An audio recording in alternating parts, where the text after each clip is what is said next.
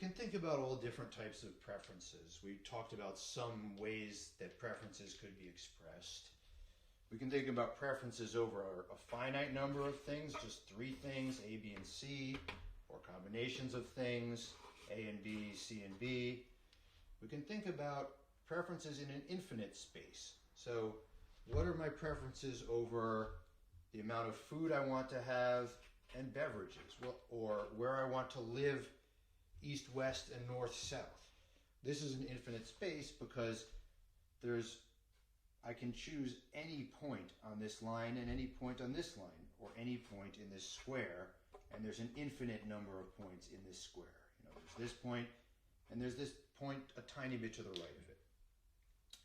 Of those preferences, which can be represented by a utility function? In which cases can we say, can we consider, okay, this point here we can write a function that assigns a value to every point as in, let's say, xy space, and that function will in fact tell me what the person's ordering is correctly overall, will agree with the person's ordering over all of these options. Okay, so we've talked about completeness, we've talked about transitivity.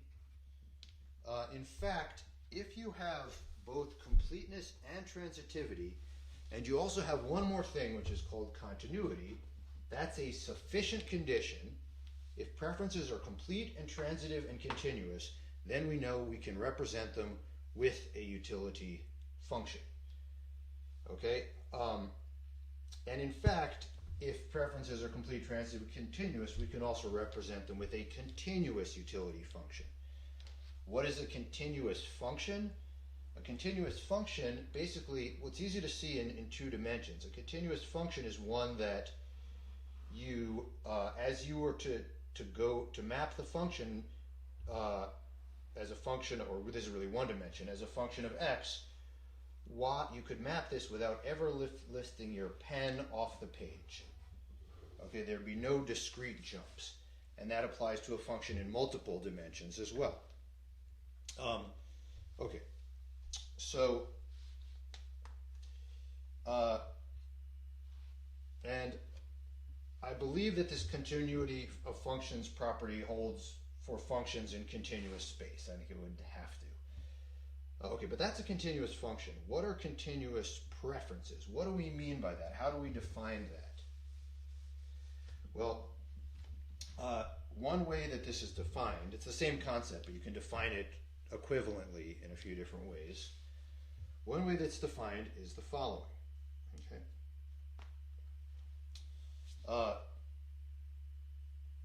Let me just say, yeah, that's okay. Let me just say that first of all, before I get into this continuity, I just want to add that, in fact, every preference relation on a finite set, as long as it's complete and transitive, can be represented by a utility function. It's pretty obvious. If I have a ranking of these, I can assign a number to each one that's the utility of each one, and then that will agree with the ranking. But on an infinite set, it's a bit more difficult. We're going to need this thing called continuity, or at least we know that if we have continuity, we can represent it by a utility function. Right, what's this continuity? The continuity of preferences is defined basically as follows. I'm a little bit imprecise. I'm a little bit relaxed here. But the continuity of preferences, we can define it as the following. If A is strictly preferred to B, so A is at least as good as B and not B is at least as good as A, and C is close enough to B. Okay, another way, this is a waving the hands. We could also say that C is within epsilon radius of B, for epsilon, at least if we make epsilon small enough. Okay. Another way of saying that is we can talk about a distance function. We can say the distance between C and B is less than epsilon. Okay. If we make epsilon small enough, and if preferences are continuous, it means that if we make epsilon small enough, so we're looking at point A and B, and we know that A is strictly preferred to B, and then we think, okay, what about some other point C? Okay. What continuity says is that if we get close enough to, it's certainly the case that if we get close enough to B, okay, we'll eventually find a small enough epsilon such that if we're within a distance epsilon of B, it could be in multiple dimensions, doesn't have to just be in 2 dimensions. This C, A will be preferred to this C. Then A is strictly preferred to C. Okay, intuitively,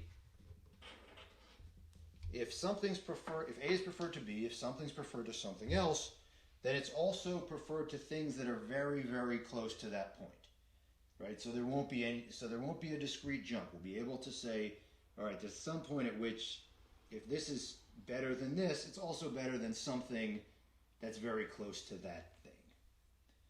And of course, this would have to hold for continuity to hold. This would have to hold for any, A and B, for this A and B, but also for any other values of A and B, where one thing is preferred to another. It's also preferred to things that are at least very, very close to that second thing, right? Does it mean that it's preferred to things that are 1 unit away by some metric? No, not necessarily. Does it mean it's preferred to things that are 1/4 units away, an eighth, 100th, 1,000th? No. But it has to be the case that at some point when I make that distance small enough, then if A is preferred to B, A is also preferred to this C that's extremely close to B. How do we define the distances? Well, there's different things that can be considered a distance metric. One that I think you can reasonably use to think about is the Euclidean distance. So the distance between B and C would just be, let's say, suppose it's in 2 dimensions, but we can put this into any dimensions. Let's call this dimension X and dimension Y. The distance between B and C,